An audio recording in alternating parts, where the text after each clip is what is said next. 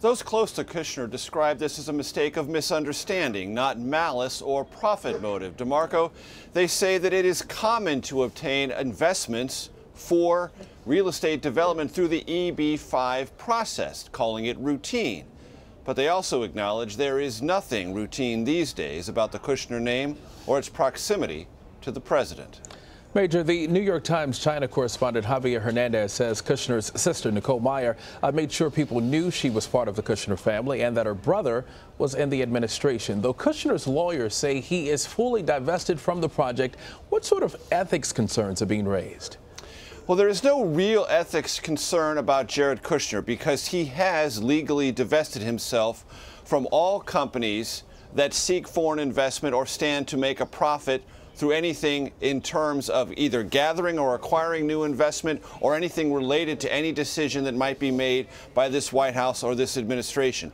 Those lines have been pretty sharply drawn by Jared Kushner and in accordance with guidance obtained from the Office of Government Ethics, with all the various lawyers representing Jared Kushner involved. But what this does raise is the idea that someone associated with the Kushner company, in this case Jared Kushner's sister, might have knowingly or unknowingly, wittingly or unwittingly, led people to reach conclusions on their own that Jared Kushner might still have something to do with this, or that because he works for the president, there might be some benefit to this. Never saying those words. Nicole Meyer never said anything explicitly about if you invest in this, you will obtain an EB-5 visa or anything of the kind. But the presentation, picture of Donald Trump, references to Jared Kushner, saying that Donald Trump, the President of the United States, would be heavily involved in the decisions about the EB-5 program, might have lent people to reasonably assume or jump to a conclusion that there might be something in it for them if they invested in this project. And that is what raised concerns about conflict of interest and possible ethics concerns. Not that anything explicitly was done, but the general atmospherics around it was a bit too cozy. All right, Major, this push from Kushner companies comes as Mr. Kushner is brokering meetings between his father-in-law, President Trump, and Chinese government officials. What kind of influence could he really have on these sorts of dealings? Well, let's take them one at a time. Let's just talk about two. When you talk about dealings, Jared Kushner was heavily involved in setting up the agenda for the summit that President Trump had with President Xi Jinping at Mar-a-Lago. Now, of course, an entire array of Chinese officials were also involved in determining what that agenda would and, importantly, would not be. So it's not as if Jared Kushner set the whole agenda for the summit and it was only up to him. He was an influential voice, but one of many in the United States government, interacting with many on the Chinese side about that agenda. And what this administration has made clear is that it wants to, where it can, partner with the Chinese and not consider them an adversary in every interaction. And Jared Kushner has been involved in trying to bridge that divide.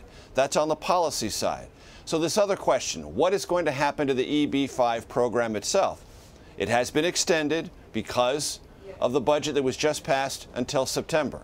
This administration says it's going to review each and every visa handed out by the United States government to see whether it fits within the general contours of President Trump's hard-edged approach to legal and illegal immigration. So it's up for review. Jared Kushner would be one voice among many about the future of that program.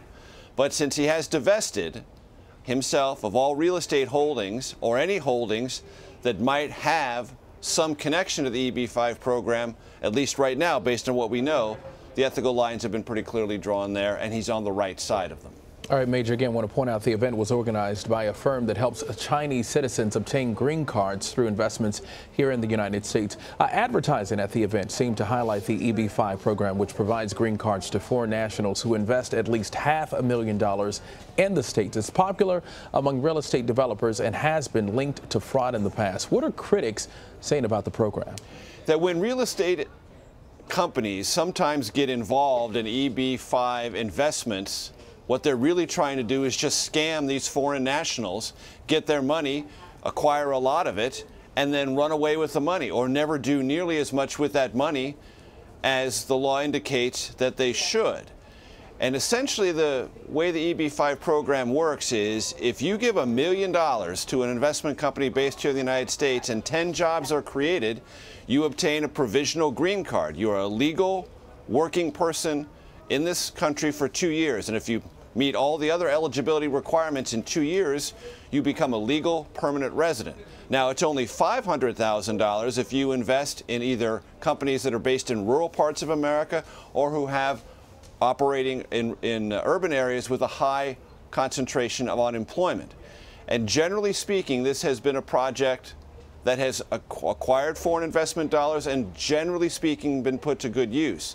But the Government Accountability Office has said when some real estate firms have gotten involved, they've just scammed these foreign nationals, taken their money, not developed real estate, not created jobs, and taken the money and run. That's not rampant within the program, but it has raised concerns, and that the government has admitted it doesn't track nearly sufficiently what becomes of these jobs and how many jobs in America are actually being created by this investment. And some wonder, is this not just a way for foreign nationals to buy their way into the United States, skipping over a line for people who don't have that kind of wherewithal, don't have those kind of financial resources, and wait sometimes 5, 6, 10, as long as 20 years in the regular visa line itself? I heard Major Garrett outside the White House. Major, thank you. Sure.